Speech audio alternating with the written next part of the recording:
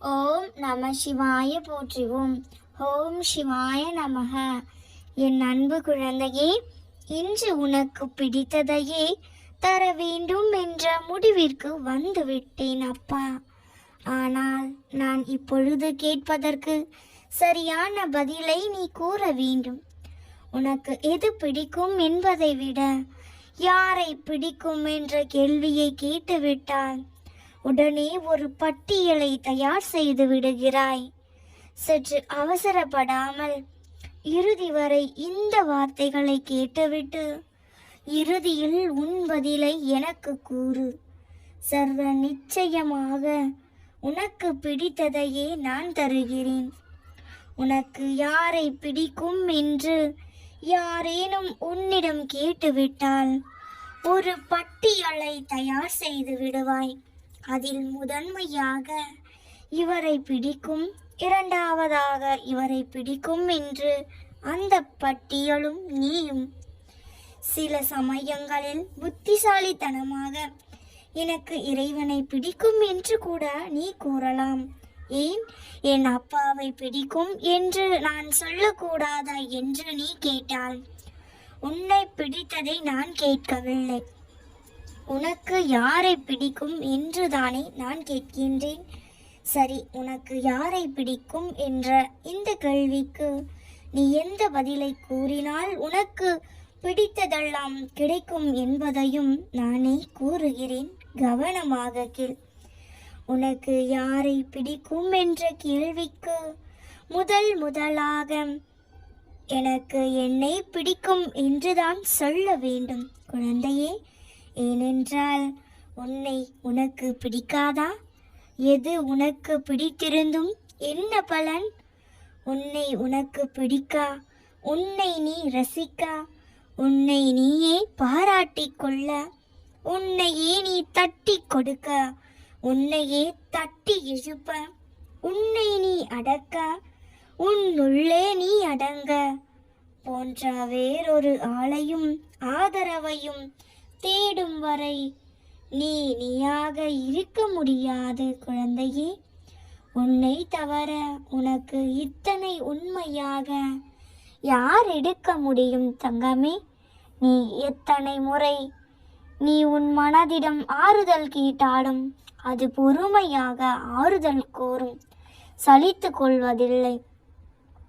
நீ எவ்வளவு சந்தோஷமான விஷயங்களை பகிர்ந்தாலும் பொறாமை கொள்ளாமல் உன் மனம் அதை சந்தோஷிக்கும். சற்று யோசித்துப் பார். உனக்கு பிடித்தவர்களை நீ வெளியே தேடினால் அவர்களுக்கு ஏற்றாற்போல் அனுசரித்து அவர்களோடு ஒத்து போக உன்னை நீ தொலைக்க வேண்டி வரும். உனக்கு பிடித்ததையும் உன்னுடைய குணநலன்களையும் உனக்கு பிடித்தவர்களாக நீ இழக்க வேண்டி வரும். அவ்வாறு செய்வதால் தான் உன் நிம்மதியை நீ தொலைக்கிறாய் குழந்தையே. உன் தனித்துவத்தை இழந்து நிற்கிறாய். அதற்காக நேசிக்காதே. யாரையும் பிடிக்கக்கூடாது என்று ஒரு கணமும் நான் கூறவில்லை குழந்தையே. முதலில் உன்னை நேசிக்க கற்றுக்கொள். உனக்கு உன்னை பிடிக்க வேண்டும். உன் திறமைகளை நீ ரசிக்க வேண்டும். பிறகு உன் வாழ்க்கையில் உனக்கு நிம்மதி கிடைக்கும். நிச்சயம் நல்லதே நடக்கும். மங்களகரமாக மலர்ந்த இந்த நாள் முழுவதும் மகிழ்ச்சியான செய்திகளே உன்னை வந்து சேரும். கவலைப்படாதே. இக்கலியுகத்தில் உன் அப்பா நான் உன்னோடுதான் இருக்கின்றேன். உன் அப்பா என்னுடைய பார்வையில் பாவங்கள் விலகும், கவலைகள் தீரும் செல்லமே. கஷ்டங்கள் நீங்கும், கொடுமைகள் விலகும், வருங்காலம் பலமாக அமையும். இன்று உன் வறுமைகளுக்கும் கஷ்டங்களுக்கும் துயரங்களுக்கும் நீண்ட நாள் போராட்டங்களுக்கும் ஒரு வழி பிறக்கும் என்று சந்தோஷ வாக்கினை உனக்கு அளிக்கவே நான் வந்துள்ளேன். முழுவதுமாக கேட்டு என் ஆசீர்வாதங்களை பெற்றுக்கொள் குழந்தையே. எனக்கு மட்டும் ஏன் இந்த கஷ்டம்? பலவித பிரச்சனைகள் சூழ்ந்து என்னை பாடாய் படுத்துகிறதே என்று அழுது புலம்புகிறேனே. எத்தனை காலம்தான் இந்த துன்பமும் துயரமும், இதற்கு ஒரு முடிவே இல்லையா என்று ஆதங்கத்தோடு என்னை நோக்கி கேட்கும் உன் கேள்விகளுக்கு விடை தரவே இன்று வந்துள்ளேன். செல்லமே, எதை செய்தாலும் என்னிடம் கேட்டு செய் என்று நான் கூறுவதையும் அடிக்கடி நீ மறந்து விடுகிறாய். அந்த அளவிற்கு உன் கவனம் சிதறுகிறது.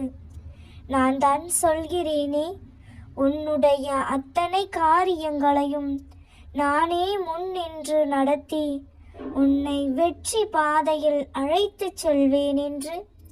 அதற்கு கொஞ்சம் பொறுமையாக இரு என்றுதான் சொல்கின்றேன்.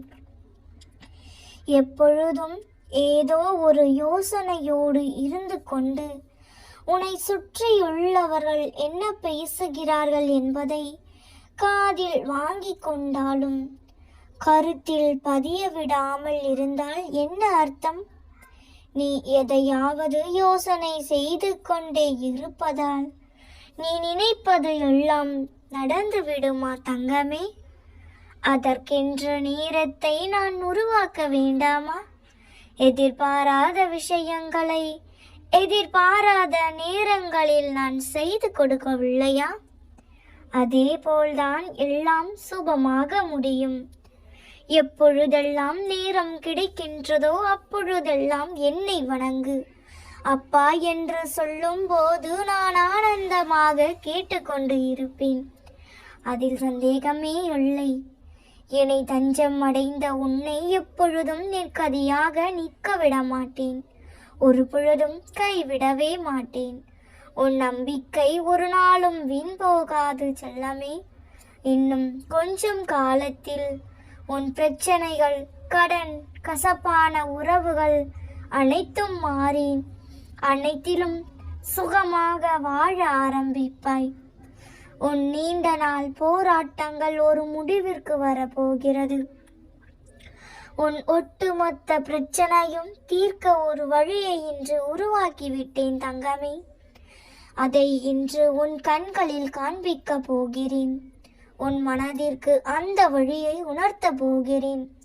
இன்று முழுவதும் கவனமாக இரு.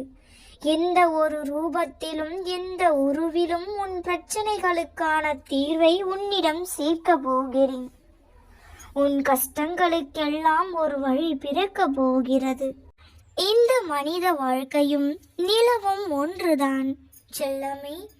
நிலவிற்கு வளர்ப்பிறை தேய்பிறை என்ற 2 காலங்களும் மாறி மாறி வருவதை போன்றுதான் மனித வாழ்க்கையிலும் தேய்பிறை என்ற ஒன்று இருந்தால் நிச்சயம் வளர்ப்பிறை என்று ஒன்று இருக்கும். வளர்ப்பிறையும் தேய்பிறையும் மாறி மாறி வருவதுதானே இந்த மனிதனின் வாழ்க்கையும். இரண்டுமே நடந்தால்தான் அந்த வாழ்க்கை ஒரு முழுமை பெறும். தேய்பிறையான காலகட்டத்தில் சற்று சங்கடங்களை சந்திக்க நேரிடும். சோதனைகளும் வேதனைகளுமே இன்று சற்று கலங்கிதான் போவாய். இனி அவ்வளவுதான்.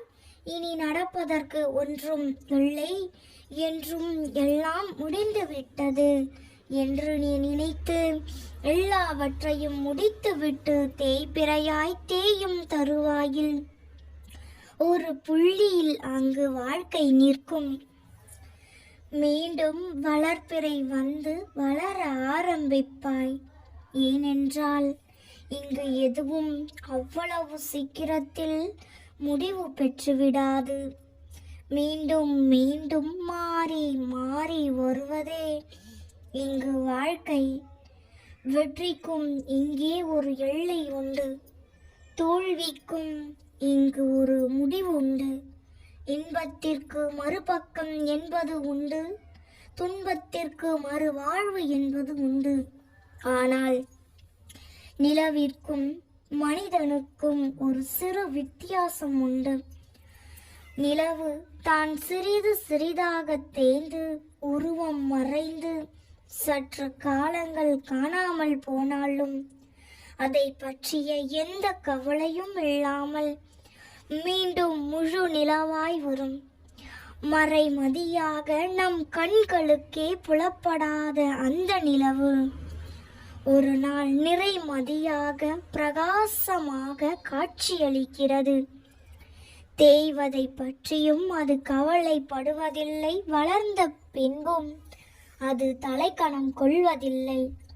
அந்த நிலவிற்கு தெரிந்த உண்மை உனக்கேன் தெரியவில்லை?